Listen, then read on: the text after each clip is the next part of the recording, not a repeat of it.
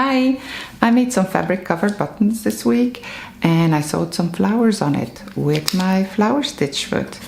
So you don't need much for this project, just a flower stitch foot, a kit to assemble the fabric covered buttons, and some stabilizer, your sewing machine, threads, a fabric marker, scissors, the regular tools. Strengthening the fabric is very important to sew those little flowers on the fabric, and I advise you to use tear away or wash away stabilizer because it's important that the fabric stays as thin as possible to go around and under the button back. A flower foot is a screw-on foot, so you have to unscrew your presser foot holder and screw on the flower foot.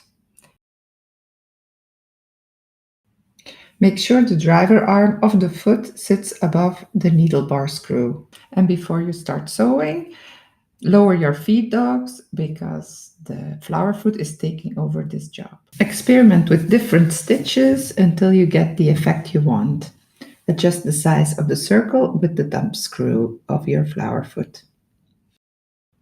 Continue stitching until you're back at the start. For the buttons, you will need to cut a circle twice the size of the button you're using.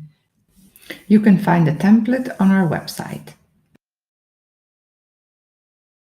If you're using buttons larger than 1 inch in diameter, you can cut the fabric, iron on the interfacing, and center the circle under the presser foot. The flower will be right in the middle. If you want 2 concentric circles, don't move your fabric.